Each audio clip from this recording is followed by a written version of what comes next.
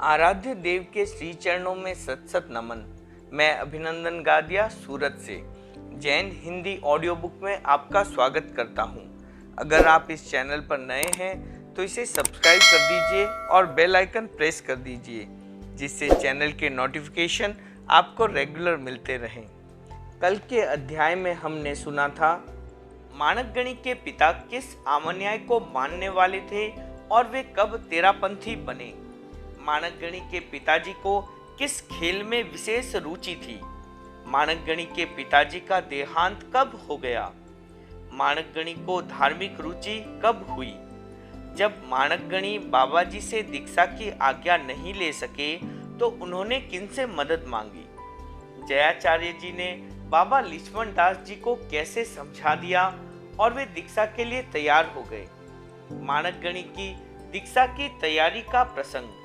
परिवर्तित रूप में माणकगणि जनता को कैसे लग रहे थे। दीक्षा ग्रहण करने के लिए जयाचार्य के सम्मुख उपस्थित हुए तब जयाचार्य जी ने क्या फरमाया। माणकगणि को अग्रणी कब बनाया गया। मुनि माणक पर मघवागणि की कृपा दृष्टि। अब आगे। तेरापंथ का इतिहास खंड 2। शासन गौरव मुनि बुद्धमल जी। प्रकाशक जैन श्वेतांबर तेरापंथी महासभा। द्वितीय परिच्छेद आचार्य श्री माणकगणि। भाग 3 युवाचार्य पद पर।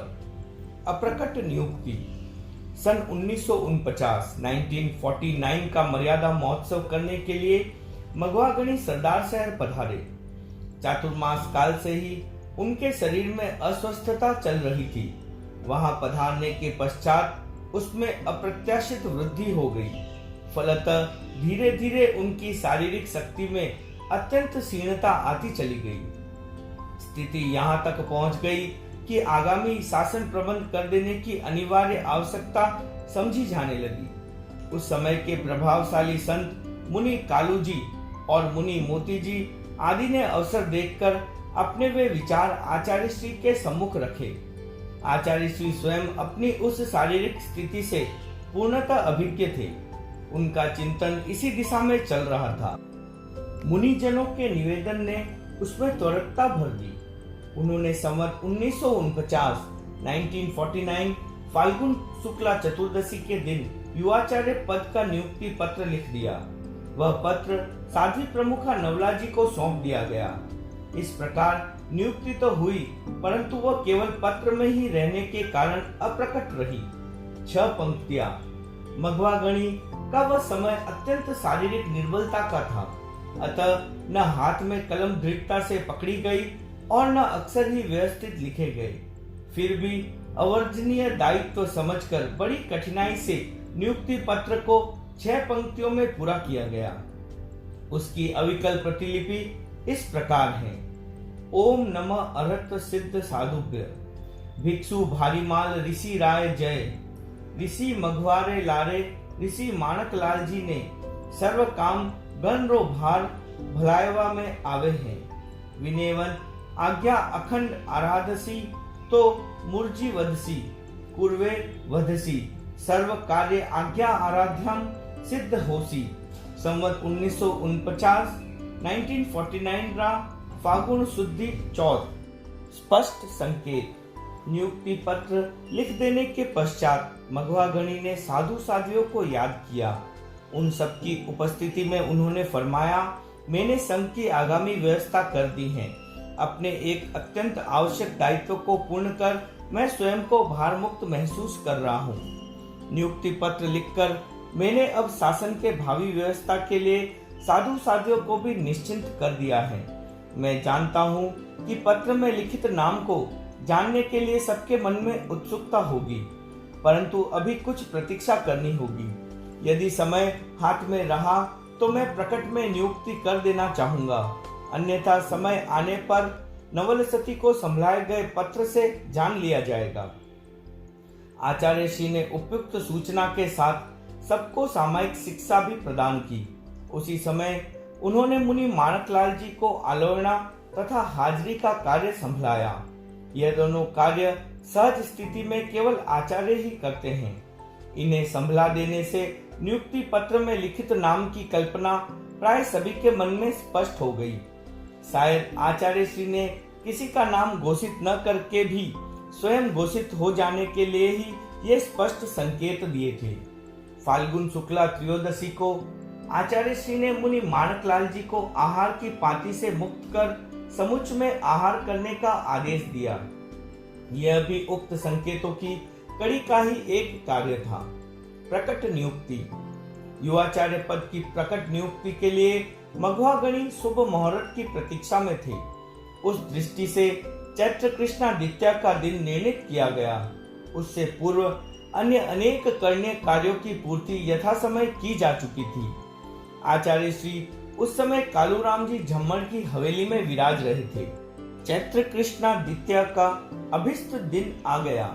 उस दिन हवेली के भीतर वाले चौक में युवाचार्य पद की प्रकट नियुक्ति को देखने के लिए चारों तीर्थ उपस्थित थे।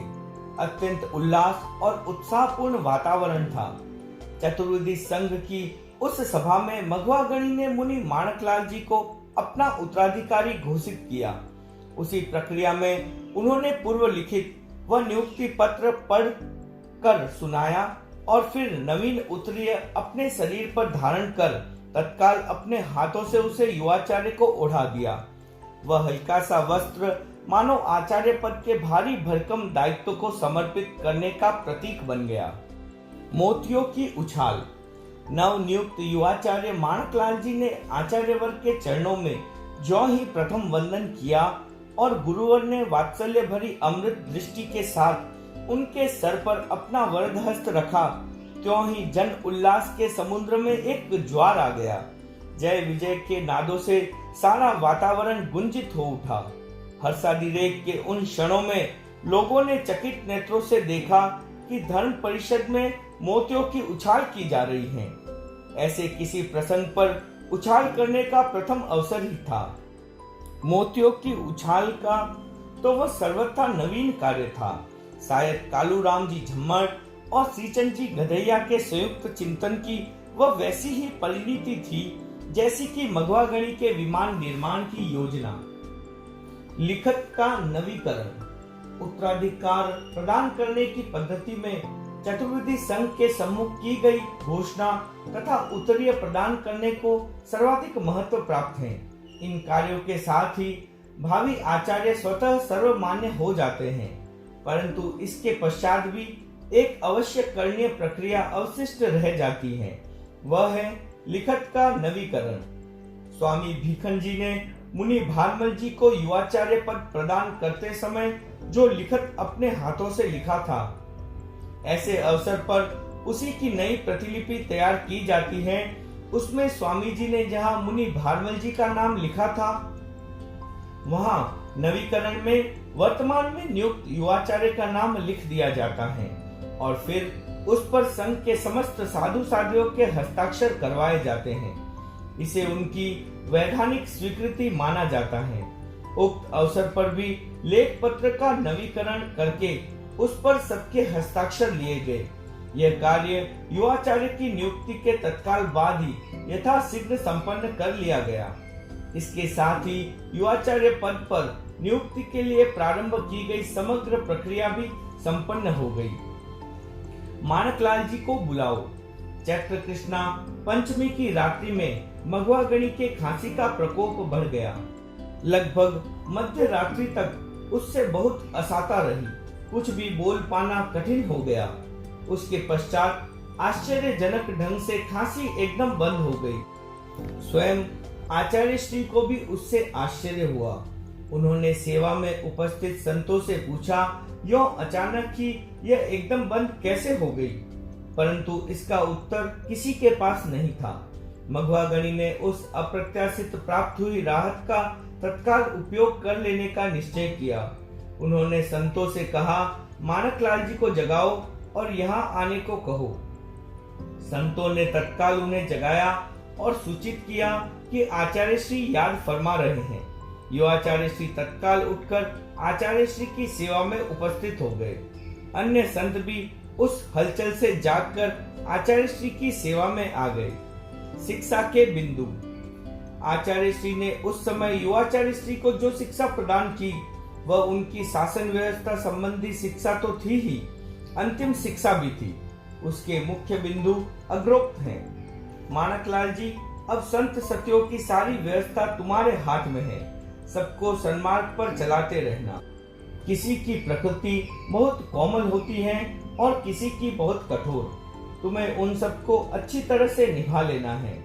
किसी समय तुम्हें नम्र बनकर काम लेना पड़ सकता है और किसी समय कठोर बनकर, परंतु हर स्थिति में शुद्ध संयम पालन में सहयोगी बनने का दृष्टिकोण रखना। बहिर्विहारी साधु साध्वियों की आचार व्यवस्था संबंधी पूछताछ तुम स्वयं करना। उनके विहरण आदि का समस्त विवरण भी स्वयं देखते रहना। न्याय करने में न किसी का भय खाना और न किसी का पक्षपात करना। तुम स्वयं निर्मल आचार का पालन करते रहना। समिति, गुप्ती और महाव्रतों में पूर्ण सावधानी रखना। स्वाध्याय और अध्ययन में निरंतर जागरूक रहना। इसी से संग में निर्मल ज्ञान का विकास होता है। सफलता के लिए धैर्य और साहस दोनों को यथासमय काम में लेते रहना। किसी के भी साथ बोलते बतलाते समय वाणी में मधुरता रखना। पूर्वाचार्यों ने ऐसी सुदृढ़ संघ व्यवस्था कर दी है कि अब उस पर मर्यादा अनुसार चलते रहने से कोई अड़चन नहीं आती। तुम्हें केवल उसकी सुरक्षा और संभाल करते रहना है। साधुओं को शिक्षा देते हुए उन्होंने फरमाया, माणकलाल जी की आज्ञा का अखंड रूप से आराधन करना, इसी में तुम सबका और संघ का हित समाया हुआ है। आचार्य श्री द्वारा प्रदत्त उन मौलिक शिक्षाओं को सभी ने भक्ति समृद्ध हृदय से सिरोधार्य किया और भूरी भूरी कृतज्ञता ज्ञापित की। शिक्षा प्रदान करने के पश्चात आचार्य श्री शांत हो गए। संतों के निवेदन पर उन्होंने लेटकर विश्राम किया। कुछ देर पश्चात उठने की इच्छा व्यक्त की, तब संतों ने सहारा देकर उन्हें बिठा दिया। उसी समय एक उबासी के साथ उन्होंने देह त्याग कर दिया। वह संवत 1949 चैत्र कृष्णा पंचमी की लगभग मध्य रात्रि का समय था। 4 दिन युवाचार्य पद का अपना पृथक महत्व होता है। वह ऐसा अवसर होता है जब दायित्व तो पूर्णतः आचार्य का होता है, परंतु व्यवस्था में युवाचार्य का महत्व भी आचार्य जितना ही होता है। उन्हें उस समय आचार्य के निकटतम सहयोगी, आचार्य कल्प या भावी आचार्य कह सकते हैं। युवाचार्य के लिए वह समय अत्यंत मूल्यवान होता है। वास्तव में वह आचार्यत्व का प्रशिक्षण काल होता है। जिन आचार्यों को वैसा अवसर नहीं मिलता या अति अल्प मिलता है, वे फिर दृष्ट या श्रुत व्यवहारों तथा स्वयं की तत्कालीन सूझबूझ के आधार पर कार्य करते हैं। माणकगणी को युवाचार्य पद पर रहने का अति अल्प अवसर मिला। वे केवल 4 दिन ही उस पद पर रहे। उनके पूर्वज आचार्य को तो काफी लंबा समय मिलता रहा। स्वामी भीखन जी के उत्तराधिकारी आचार्य भारमल जी 28 वर्षों तक 28 इयर्स, ऋषि राय 9 महीनों तक 9 मंथ्स, जयाचार्य 15 वर्षों तक 15 इयर्स और मघवागणी 18 वर्षों तक 18 इयर्स तक युवाचार्य रहे थे। उन सब की तुलना में माणकगणी को प्राप्त हुआ समय यद्यपि अति नगण्य रहा, फिर भी उस परंपरा को बनाए रखने एवं नवीकरण की दृष्टि से उसे कोई कम महत्वपूर्ण नहीं माना जा सकता। अवश्य ही उन 4 दिनों में युवाचार्य माणकलाल जी को काफी कुछ सोचने, समझने एवं अनुभव करने की सामग्री मिली थी। भाग 4 आचार्य अवस्था 1 लौंग। माणकगणी संवत 1949 चैत्र कृष्णा अष्टमी को सरदार शहर में आचार्य पद पर विधिवत आसीन हुए। उनका वर्ण गौर, कद लंबा और कंठ मधुर तथा तेज था। उनके मुख पर चेचक के विरल वर्ण थे।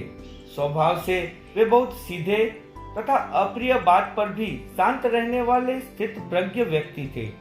शारीरिक प्रकृति से वे इतने कोमल थे कि सर्दी या प्रतिशय हो जाने पर औषधि के रूप में केवल 1 लौंग लिया करते थे और उसका उन पर समुचित प्रभाव हुआ करता था। यदि कभी उससे अधिक ले लेते तो उन्हें शरीर में उष्मा का आभास होने लगता था। भूमिका निर्माण। माणकगणी के शरीर की ऊंचाई साधारण से कुछ अधिक थी। उसी प्रकार उनके भाव भी बड़े ऊंचे रहा करते थे। साधु साध्वियों की व्यक्तिगत तथा सामूहिक मांगों पर वे बहुत ही सहानुभूतिपूर्ण विचार किया करते थे। वे बड़े दयालु स्वभाव के थे, अतः साधु साध्वियों की सुविधा का उन्हें बहुत ध्यान रहता था। इसी दृष्टि से संघ में अनेक परिवर्तनों के लिए उनकी योजना थी, परंतु उनका आचार्य काल बहुत ही कम रह सका, अतः वे अपनी योजनाओं को कार्य रूप नहीं दे सके। कुछ कार्य ऐसे भी थे जो सामायिक स्थितियों की अनुकूलता के अभाव में नहीं किए जा सके। फिर भी इतना सुनिश्चित है कि उन्होंने अनेक विषयों के लिए चिंतन की भूमिका तैयार कर दी थी। उदार मना। आचार्यत्व के साथ उदारता का कोई अनिवार्य अनुबंध नहीं है, फिर भी यदि कहीं वह हो तो साधु साध्वियों के लिए चित्त प्रसक्ति का अतिरिक्त कारण बनती है। माणकगणी बड़े उदारमना आचार्य थे, अतः हर एक को कुछ न कुछ देने का प्रयास करते थे। जब कभी गोचरी में कोई विशेष वस्तु आती और वह यदि प्रचुर प्रमाण में होती तो वे अपने हाथ से सबको दिया करते। इससे उनको बड़ी प्रसन्नता हुआ करती थी। एक पोथी भार। उस समय तक आचार्य श्री के साथ रहने वाले साधु साध्वियों को 2 पोथियों का भार 5 किलोग्राम लगभग अपने व्यक्तिगत भार से अतिरिक्त लेना होता था। माणकगणी ने उनकी सुविधा के लिए उसे घटाकर 1 पोथी कर दिया। देशाटन की रुचि। देशाटन में माणकगणी की बड़ी तीव्र रुचि रहा करती थी। चाल बहुत तेज थी, लंबे डग भरा करते थे। चलने में उनके साथ निभ पाना बड़ा कठिन होता था। 5-7 कोस के विहार को तो वे साधारण विहार समझा करते थे। आचार्य पद पर विराजने के पश्चात तत्काल ही उन्होंने थली के सभी क्षेत्रों में पदार्पण किया और अपना प्रथम चातुर्मास सरदार शहर में किया। उसके पश्चात उन्होंने नए क्षेत्रों में विहार करने की तैयारी की। हरियाणा यात्रा। माणकगणी ने सर्वप्रथम हरियाणा की ओर विहार करने का निश्चय किया। वे मिक्सरवदी एकम को सरदार शहर से विहार कर शहर से बाहर शनेश्वर जी के मंदिर में 4 दिन रहे। फिर नौहर, सरसा और भादरा आदि क्षेत्रों में विराजते हुए हिसार पधारे। वहां वर्षा के कारण 7 दिन विराजना हुआ। वर्षा बड़े विचित्र प्रकार से आती रहती। प्रातः प्रारंभ हो जाती, परंतु भिक्षाचरी के समय थोड़ी देर के लिए बंद हो जाती, फिर प्रारंभ हो जाती जो सायकाल तक चलती रहती। ऐसी स्थिति में भी लोगों का वहां निरंतर आगमन होता रहा और चर्चा वार्ता आदि भी। विद्वान श्रावक। एक दिन मध्याह्न के समय हिसार में दिगंबर संप्रदाय के कई पंडित, श्रावक तथा अनेक अन्य लोग भी सम्मिलित होकर आचार्य श्री के दर्शनार्थ आए। उन्होंने बहुत समय तक विभिन्न जिज्ञासाएं की। समुचित उत्तर पाकर वे सभी बहुत प्रसन्न हुए। वार्तालाप का क्रम जब संपन्न होने को हुआ तब एक भाई समागत पंडितों से कुछ बात करने लगा। वह बड़ी प्रांजल संस्कृत बोल रहा था। एक पंडित ने उससे परिचय पूछा तो उसने बतलाया कि वह तो हिसार का ही रहने वाला एक अग्रवाल है। अध्ययन के विषय में पूछने पर उसने बतलाया कि वह न्याय शास्त्र का अध्येता है। न्याय की 37,000 पंक्तियां उसको कंठस्थ हैं। संतों ने उक्त भाई की बात सुनी तो उन्हें बहुत आश्चर्य हुआ। वह तो प्रतिदिन सेवा में आने वाले एक सामान्य श्रावक जैसा ही विनीत और भावना प्रवण था। वह संतों को गोचरी के घर बतलाता और औसत आदि की दलाली करता था। वह इतना विद्वान है यह तो किसी ने कल्पना भी नहीं की थी। अज्ञात विद्वान श्रावक का परिचय पा माणकगणी अत्यंत आह्लादित हुए। हांसी और भिवानी में। हिसार में विहार करके पार्श्ववर्ती अनेक गांवों का स्पर्श करते हुए आचार्य श्री हांसी पधारे। उस वर्ष का मर्यादा महोत्सव वहीं किया। राजस्थान में उस वर्ष अकाल की स्थिति थी, अतः दूरवर्ती साधु साध्वियों को नहीं बुलाया गया। फलस्वरूप केवल 29 संत और 28 सतिया ही उस अवसर पर एकत्रित हो सकी। हरियाणा में तेरापंथ के आचार्यों का वह प्रथम पदार्पण था। स्थानीय जनता में बड़ा उत्साह और हर्ष था। गांवों तथा शहरों में जहां भी पदार्पण होता, जनता उन्हें घेरे रहती। मर्यादा महोत्सव के पश्चात वे भिवानी पधारे। वहां शौचार्थ बहिर्भूमि गए तब एक दिन एड़ी में कांटा लग गया। वह इतना गहरा था कि कुरेद कर निकाला नहीं जा सका। मवाद पड़ गई। उस कारण से उन्हें भिवानी में 27 रात 27 नाइट का प्रवास करना पड़ा। वहां से मोढ़, लुहारी, सिसाई, कोत, कापड़ा आदि हरियाणा के विभिन्न छोटे क्षेत्रों का विहार करते हुए आचार्य श्री फिर थली में पधार गए। उस शेष काल में उन्होंने लगभग 400 कोस का विहार किया और संवत 1951 का चातुर्मास चूरू में किया। जयपुर यात्रा। विक्रम संवत 1951 का मर्यादा महोत्सव बिदासर में करने के पश्चात माणकगणी ने अपनी जन्मभूमि जयपुर की यात्रा करने का निश्चय किया। थली के विभिन्न क्षेत्रों में विहरण करते हुए वे ढूंढाड़ पधारे और संवत 1952 का चातुर्मास जयपुर में किया। वहां दूर दूर के लोगों का बहुत आगमन रहा। यद्यपि उस समय आज की तरह यातायात की सुविधा उपलब्ध नहीं थी, फिर भी वहां मारवाड़, मेवाड़ आदि के 200 गांव से लगभग 20,000 यात्री आए। आचार्य दर्शन के साथ साथ उन लोगों को जयपुर शहर के अवलोकन का भी अवसर मिला। जयपुर वासियों को इतने व्यक्तियों का बाहर से आना बड़ा आश्चर्यजनक लगा और साथ ही साथ सुखद भी। उन यात्रियों के कारण स्थानीय व्यापारियों को उस वर्ष अच्छा अर्थ लाभ मिला। धाय का आदर। माणकगणी की बाल्यावस्था में उनकी माता का देहांत हो गया था। उनके पालन पोषण के लिए जयपुर के निकटवर्ती गांव की एक धाय रखी गई थी।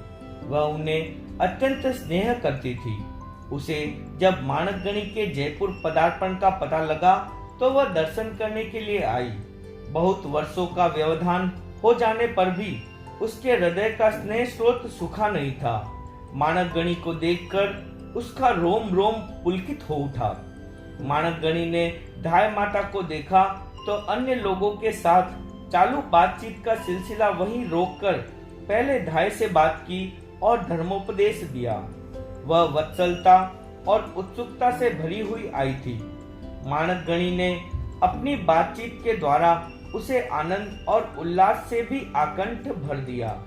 एक ग्रामीण स्त्री को प्राथमिकता देकर किए गए उस वार्तालाप से सेवा में उपस्थित लोगों को पहले तो आश्चर्य हुआ, परंतु जब उन्हें पता चला कि वह उनकी धाय माता हैं, तो सभी ने उसका आदर किया। सेवा में उपस्थित अनेक यात्री परिवार उसे अपने डेरे पर ले गए, मान मनुहार युक्त खान पान करवाया और रुपए तथा कपड़े देकर बहुत बहुत सम्मानित किया। यति शिवजी राम जी। जयपुर के उस चातुर्मास में खतरगच्छी यति शिवजी राम जी माणकगणी के संपर्क में आए। वे तेरापंथ की एकता और अनुशासन पद्धति से बहुत प्रभावित हुए। वे बहुत बार आचार्य श्री के पास आने तथा तत्व चर्चा करने में समय लगाने लगे। जयाचार्य रचित आगमों की पद्य टीकाओं तथा हुंडियों आदि का निरीक्षण कर तो वे चकित रह गए। वे उन्हें पढ़ने में इतने तल्लीन हो जाते कि घंटों का समय लग जाने पर भी वे उन्हें छोड़ नहीं पाते। माणकगणी अनेक बार मुनि मगनलाल जी मंत्री मुनि को तत्व चर्चा करने के लिए उनके उपाश्रय में भेज देते। अनेक बार के वार्तालाप से उन्होंने दान, दया आदि विषयों पर तेरापंथ की मान्यता को अच्छी तरह से हृदयगम कर लिया। कालांतर में ये अपने विशिष्ट श्रावकों को वह तत्व समझाने भी लगे। उनके परिश्रम से अनेक व्यक्ति सम्यक्ति तथा सुलभ बोधि बने। सायकालीन प्रार्थना। अनुश्रुति है कि माणकगणी ने सायकालीन प्रार्थना का क्रम प्रारंभ किया था, पर वह स्वल्प काल तक ही चल पाया। उनके अचानक दिवंगत हो जाने के कारण आचार्य शून्य काल में वह क्रम बंद हुआ, तो फिर लंबे समय तक पुनः चालू नहीं हो पाया। कहा जा सकता है कि वह कार्य जमने से पूर्व ही उखड़ गया और विस्मृति में विलीन हो गया। थली में विहरण। माणकगणी ने अपने स्वल्पकालीन शासन काल में थली के प्राय सभी नगरों में कम से कम 2 बार तो विहरण किया ही था। कई नगरों में अधिक बार भी पधारे। प्रथम बार आचार्य बनते ही संवत 1950 के सरदार शहर चातुर्मास से पूर्व और दूसरी बार संवत 1953 के विदाशर चातुर्मास के पश्चात अन्य चातुर्मासिक समयों से पूर्व एवं पश्चात भी वे थली के विभिन्न क्षेत्रों में विहरण करते रहे थे। जयपुर चातुर्मास के पश्चात पुनः थली में पधारे, तब उन्होंने संवत 1953 का चातुर्मास विदासर में किया। वहां उन्होंने आचार्य मघवा गणी का पदबद्ध जीवन चरित्र मघवा सुजस का निर्माण किया। उसकी पूर्ति कार्तिक शुक्ला 8 को हुई। चिरंजी कांड। विदासर चातुर्मास की समाप्ति पर माणकगणी मिक्सर मास में छापर पधारे। वहां मुनि फौजमल जी ने मिक्सर शुक्ला 10वीं को गुरु दर्शन किए। उनके साथ नवदीक्षित मुनि चिरंजी लाल जी थे। उसके दूसरे दिन साध्वी कुंडना जी ने दर्शन किए। उनके साथ नवदीक्षिता साध्वी पार्वंता जी थे। वे मुनि चिरंजी लाल जी की संसार पक्षीय माता थी। दोनों सिंघाड़ों ने एक दिन के पूर्व परे से दर्शन किए। स्वभावतः ही प्रथम दिन जब मुनि फौजमल जी ने नवदीक्षित मुनि को गुरु चरणों में समर्पित किया, तब माणकगणी उन्हें देखकर चकित हुए। उन्होंने पूछा, यहाँ से आज्ञा प्राप्त किए बिना यह दीक्षा कैसे दी गई? मुनि फौजमल जी उक्त प्रश्न का कोई उत्तर देते उससे पूर्व ही नवदीक्षित मुनि चिरंजी लाल जी ने आगे बढ़कर माणकगणी के चरण पकड़ लिए और निवेदन किया, गुरुवर, मुनिश्री का इसमें कोई दोष नहीं है। इन्होंने तो आपकी आज्ञा का पत्र पढ़कर ही दीक्षा प्रदान की थी, परंतु मुनिश्री तथा साध्वी श्री कुंडना जी को प्राप्त हुआ वह पत्र जाली था। उक्त मायाचार की जड़ में मूलतः मेरा ही हाथ था, अतः आप जो भी दंड देना चाहे वह मुझे स्वीकार होगा। माणकगणी ने वैसा करने का कारण पूछा तो उन्होंने निवेदन किया, प्रभो, आप जानते हैं कि संवत 1944 में मघवा गणी के युग में मेरी दीक्षा हो चुकी थी, परंतु पीछे से मेरी संसार पक्ष माता ऐसी मोहवियल हुई कि रात दिन मेरे लिए रोने लगी। अनेक महीने व्यतीत हो जाने पर भी जब उसका पागलपन नहीं मिटा, तब मेरे परिवार को में से स्नेहराम जी और भगवान दास जी ने गुप्त योजना बनाई और संवत 1945 के मिक्सर मास में चूरू के गांव बाहर से मेरा अपहरण कर लिया। वे मुझे बलात् ऊंट पर बिठाकर उमरा ले गए। मुझे पाकर माता का मन तो शांत हो गया, परंतु मैं घोर अशांत रहने लगा। मेरे मनोभाव बदलने तथा अर्थोपार्जन के लिए परिजन मुझे उड़ीसा ले गए, व्यापार में लगाया। फिर भी मैं अपने संयम जीवन को भूल नहीं पाया। मैं वहां भी पुनः दीक्षित होने के उपाय सोचता रहा। इस वर्ष संवत 1953 मुझे वापस हरियाणा आने का अवसर मिला। मैंने सोचा कि माँ की दीक्षा के बिना मेरे सम्मुख फिर बाधा खड़ी हो सकती है, इसलिए मैंने सलक्ष्य से उनको संयम के लिए तैयार किया। माता की दीक्षा के लिए आपकी स्वीकृति असंभव थी, अतः एक व्यक्ति को विदासर भेजा और उसके द्वारा स्थानीय प्रमुख श्रावक शोभाचंद जी बेगानी के नाम से एक बनावटी पत्र उमरा के श्रावकों को भिजवाया। उसमें लिखा था, आचार्य श्री का आदेश है कि साध्वी कुंडना जी चिरंजी लाल जी की माता पार्वता जी को मुनि फौजमल जी चिरंजी लाल जी को दीक्षा दे दे। पत्र पूर्व निर्धारित समय चातुर्मास की समाप्ति के लगभग पहुंचा। निश्चय किया गया कि साध्वी श्री गोठिया पहुंचे तब तक घरेलू व्यवस्था से निवृत्त होकर हम दोनों को भी वहां पहुंच जाना है। वैसा ही किया गया। मिक्सर सुदी एकम को गोठिया में साध्वी श्री द्वारा पार्वता जी को दीक्षा दे दी गई। मुनि फौजमल जी राजगढ़ पहुंच गए थे, अतः मैंने उसी दिन वहां जाकर दीक्षा ग्रहण कर ली। अतः हम दोनों माँ बेटे आपके शरणागत हैं। संयम जीवन में पुनः प्रवेश पाने के लिए मेरे सम्मुख और कोई उपाय नहीं था, अतः मैंने यह सब कर लिया। हमारी लाज रखने और निभाने वाले आप हैं। मुनि चिरंजी लाल जी के नम्र वचनों से एवं संयम की भावना से प्रभावित होकर मानकगणी ने उन्हें स्वीकार कर लिया। गृहस्था अवस्था में किए गए उक्त मायाचार के विषय में इतना ही फरमाया कि तुम्हें ऐसा नहीं करना चाहिए था। साध्वी कुंडना जी को फरमाया, अब पार्वता जी को तुम्हारे पास ही रख रहे हैं, यह संयम की कठिनाइयों को झेल लेगी ऐसी संभावना तो कम ही है, फिर भी रहे तब तक निभाव करना ही है। आचार्य श्री द्वारा की गई संभावना सत्य निकली। कुछ ही महीनों पश्चात केशलूचन के कष्ट से घबराकर वे संघ से पृथक हो गई। मुनि चिरंजी लाल जी ने आजीवन संयम व्रत पाला। डालगनी ने उन्हें अग्रणी बना दिया। वे अपने चातुर्मास के क्षेत्र उमरा में पहुंच भी गए, परंतु हेजा हो जाने के कारण चातुर्मास प्रारंभ होने से पूर्व ही संवत 1957 आषाढ़ शुक्ला 12 को दिवंगत हो गए। अंतिम चातुर्मास मानकगणी ने संवत 1953 का मर्यादा महोत्सव लाडनू में किया। उसके पश्चात चूरू, सरदार शहर, रतनगढ़, राजगदेसर और छापर आदि थली के विभिन्न क्षेत्रों में विहरण कर वे 1954 का चातुर्मास करने के लिए सुजानगढ़ पधार गए। वहां मुख्य बाजार में बालचंद जी, आशाकरण जी बेंगानी के नौहरे में विराजे। उस समय वे पूर्णतः निरोग थे, अतः यह अनुमान लगाना किसी भी प्रकार से संभव नहीं था कि वह उनका अंतिम चातुर्मास होगा। आचार्य श्री सहित उस समय वहां 15 साधु और साध्वियां जेठा जी आदि 17 साध्वियां थी। चिंताजनक स्थिति। भाद्र मास तक का आधा चातुर्मास बड़े आनंद से संपन्न हो गया। उसके बाद नगर में ज्वर के साथ अतिसार का रोग फैल गया। अश्विन शुक्ला द्वितीया को आचार्य श्री का शरीर भी तेज ज्वर और अतिसार से पीड़ित हो गया। अनेक प्रकार के औषधोपचार किए गए, परंतु कोई विशेष लाभ नहीं हो सका। उस समय विदासर के यति केवलचंद जी दर्शन के निमित्त वहां आए थे। उन्होंने नाड़ी देखकर बतलाया कि नाड़ी की गति बहुत मंद है और साथ ही हृदय भी कमजोर हो गया है, अतः यह स्थिति अच्छी न होकर चिंताजनक है। इस विषम ज्वर को आप साधारण मत समझ लेना, यह प्राणहारी भी बन सकता है।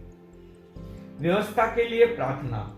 मानकगणी की निरंतर बढ़ती हुई अस्वस्थता तथा यति जी के उस कथन से सारे संघ को बड़ी चिंता हुई।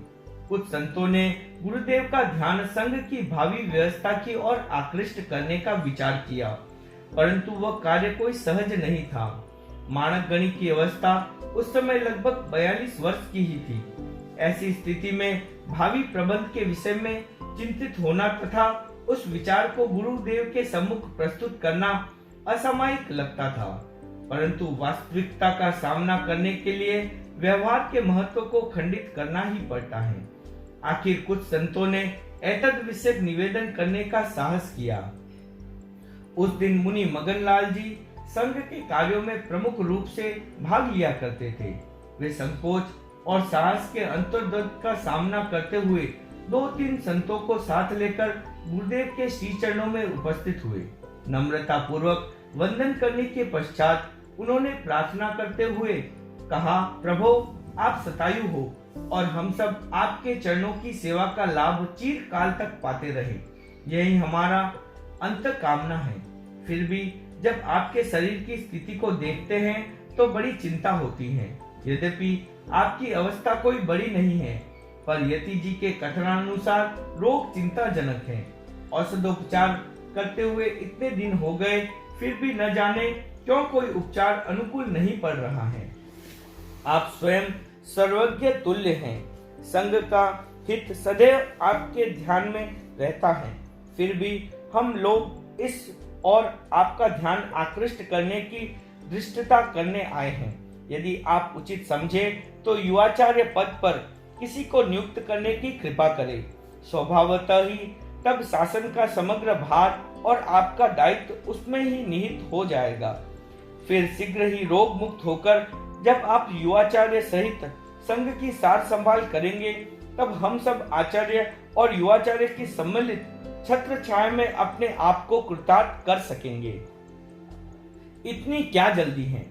माणकगणी ने मुनि मगनलाल जी द्वारा कही गई सारी बातें बड़ी ध्यान से सुनी तथा उनके प्रत्येक इंगित को बड़ी गहराई के साथ समझा।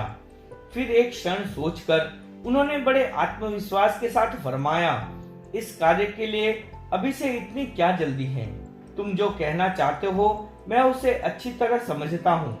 संघ हित के लिए तुमने जो इंगित किया है वह वस्तुतः प्रशंसनीय है, परंतु मुझे लगता है कि अभी यह कार्य कर देना उपयुक्त समय से पहले होगा। मेरे शरीर की अवस्था देखकर तुम लोगों का चिंतित होना स्वाभाविक है, परंतु यह निर्बलता और कृष्णता तो अतिसार के कारण है। जब दस्त लगने बंद हो जाएंगे तब ये भी शीघ्र ही दूर हो जाएंगे। वैद्य लोग तो यूं ही रोग की स्थिति को बढ़ा चढ़ाकर बतला देते हैं, उससे भयाक्रांत होने की आवश्यकता नहीं है। एक सुझाव।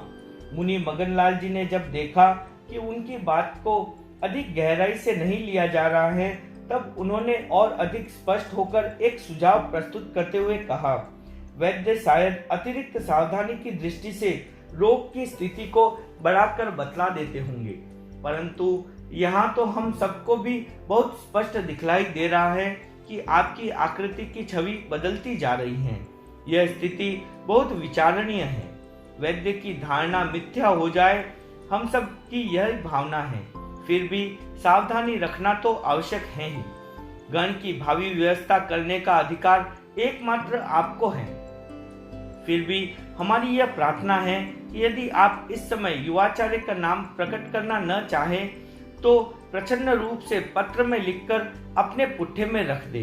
ऐसा करने से सारे संघ को आप एक चिंता से मुक्त कर देंगे और साथ ही निरोग होने के पश्चात उस पत्र में लिखित नाम को स्थायित्व प्रदान करने या न करने में भी स्वतंत्र होंगे। ज्योतिष पर विश्वास। माणकगणी ने सारी बात सुनी, परंतु कोई उत्तर नहीं दिया। रोग को उन्होंने उतना गंभीर नहीं समझा जितना कि वैद्य बतलाते रहे। संतों की प्रार्थना पर ध्यान न देने का दूसरा यह कारण भी था कि वे ज्योतिषी द्वारा लिखित अपनी जन्म कुंडली की बातों पर विशेष विश्वास करते थे। कुंडली में लिखित अनेक बातें पहले मिल चुकी थी, इसलिए उस पर उनका विश्वास और भी दृढ़ हो गया था। कुंडली के अनुसार उनका आयुष्य 62 वर्ष का था, अतः वे ये विश्वास करते रहे कि इस समय उनके वेदनीय कर्म का प्राबल्य अवश्य है, पर शरीर को किसी प्रकार का खतरा नहीं है। इसलिए अन्य किसी के कथन पर उन्हें विश्वास नहीं हो पा रहा था। संघ के भावी प्रबंध की चिंता न होने का भी यही कारण था। उन्हें शीघ्र ही अपने निरोग हो जाने की 100% आशा थी। दिवंगत। अश्विन का सारा महीना इसी प्रकार रुग्णावस्था में गुजर गया। शरीर धीरे धीरे अशक्त होता गया। कार्तिक कृष्णा तृतीया को उन्हें एक ऐसा जोर का दस्त हुआ कि वे उसी समय मूर्छित हो गए और उसके पश्चात वे दिन भर मूर्छित ही रहे। स्थानीय श्रावक बालचंद जी बेंगानी ने सायंकाल के समय दर्शन किए और नाड़ी देखकर कहा, नाड़ी इतनी क्षीण हो गई है कि लगता है अब यह मूर्छा नहीं टूट पाएगी। संभव है अंत में हिचकी के साथ प्राण चले जाए। उनका कथन सत्य निकला। रात के लगभग 11 बजे उन्हें 3 हिचकियां आई और उनके साथ ही 42 वर्ष की अवस्था में ही वे दिवंगत हो गए। साधिक 1 प्रहर पूर्व पार्श्ववर्ती संतों ने उन्हें अनशन कराया था, परंतु सचेत न होने के कारण यह निश्चय नहीं किया जा सका कि उन्होंने उसे श्रद्ध लिया या नहीं। उनके शरीर त्याग से सारे संघ में एक ऐसा उदासीन्य छा गया कि जिसमें निराशा का भी सम्मिश्रण था। उनके अचानक स्वर्गवास की खबर आसपास के क्षेत्रों में द्रुत गति से फैल गई। दूसरे दिन आसपास के क्षेत्रों के सैकड़ों लोग माणकगणी के अंतिम दर्शनों के लिए पहुंच गए। काफी अच्छी भीड़ हो गई। माणकगणी के शरीर को वैकुंठी में बिठाया गया और हजारों की उपस्थिति में उनका दाह संस्कार मालचंद जी धारेवा की बगीची में संपन्न हुआ। वह वर्तमान में एन के लोहिया स्टेडियम के सामने उत्तर दिशा में अवस्थित हैं। कल के अध्याय में हम सुनेंगे माणकगणी के दिवंगत होने पर संघ के सामने कौन सा प्रश्न खड़ा हो गया? आचार्य के अभाव में संघ का कार्य सुचारू रूप से चलाने के लिए संतों ने क्या विचार विमर्श किया? सभी संतों ने मिलकर क्या अस्थायी व्यवस्था बनाई? आचार्य परंपरा में आई शून्यता का भराव कैसे हुआ? माणक गणी का ज्ञातव्य विवरण। ओम अरहम।